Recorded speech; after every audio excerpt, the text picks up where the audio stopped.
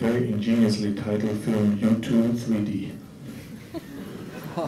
Maybe some of you have seen it. It was a precursor to the whole 3D thing.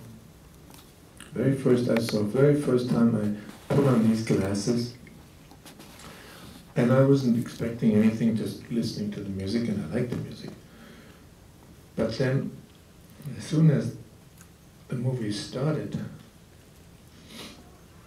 I was blown away because, not by the film itself, and I almost didn't see it anymore. I just saw the potential. I stared at the screen and saw the possibilities.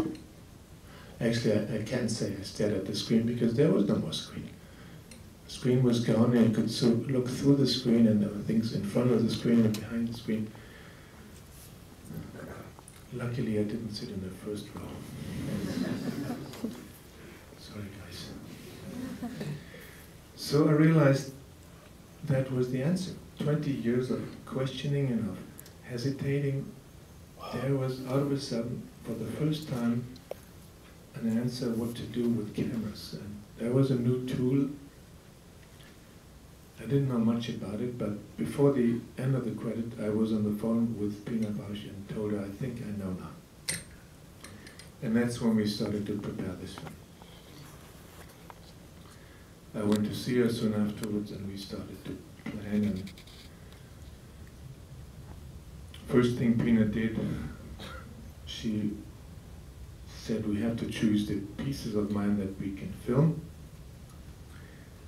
because they had to be put on the agenda of the Tanztheater, because they had to be performed publicly, and so we had the stage and the set, and it was rehearsed. And as the company has a very long-going program, very much in ahead, we chose 4 pieces, the ones that are now in the film as well.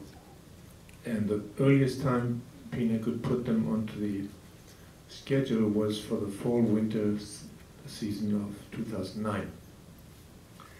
And that gave us a start date. So I had almost a year and a half to look into this new technology and see if it was more than a pipe dream and more than wishful thinking. It was initially, it looked very much like wishful thinking in the beginning when I first looked at the reality of it. This was in early 2008 when I finally shot for the first time in 3D. It was quite a disaster. Technology was only existed as prototypes. Nobody had ever shot a real life action film. The only films I knew were animation films, and the very first action blockbusters that came out. Avatar was only a rumor, and actually we shot most of this film before Avatar even came out, so I couldn't even call James Cameron saying, we have some insight into shooting in 3D. Well, I didn't have his number in the first place. I just have to tell you where we started. This first test felt a little bit like the brothers Lumiere. We broke out these cameras into the street of Paris and just shot in front of his door in the street. And because eventually we're going to film dance, I had my assistant run in circles in front of the cameras. There was nobody who could dance in any way. At least he could run around. He was making big arm movements and running. And then we went back inside and rendered the whole stuff and calculated, and a few hours later we were able to see it on the screen. And what a disaster that was. The space was there, and the depth was there, beautiful, everything I expected. But the unforeseen disaster was that my assistant was a 4-armed Indian goddess. And he had multiple legs. 3D couldn't handle movement. Every fast movement was jerky and horrifying. Couldn't possibly film dance this way. couldn't possibly even mention this to Pina, or let alone show it. So we worked for a year. We had our work cut out for about a year, and after a year we were ready to finally show her. Completely new territory for all of us. Alain knew the technology, and he not only knew the technology of 3D, it was a great advantage that he was very interested in the physiology of the XFC. So we really got involved heavily in what our eyes do, and we really studied it for a long time in order to understand better what two cameras can do that substitute two eyes. So we tried to be physiologically correct as much as possible.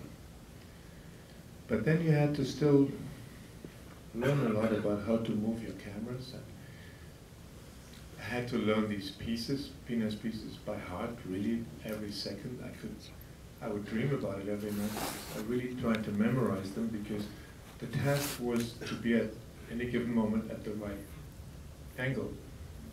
And the angle is what it's all about, because to understand the architecture in 3D, you can be at a bad angle and you can be at a good angle. And we try to be at the best possible angle at any given moment to reveal the architecture of the choreography. So finally, a year later, in the summer of 2009, we were able to show Pina. She still had not seen any 3D. And we were ready to go to Wuppertal and pack the trucks with all the equipment to have. She really disappeared from one day to another. And we called the movie off. The fact that you still saw it is strictly due to the dancers.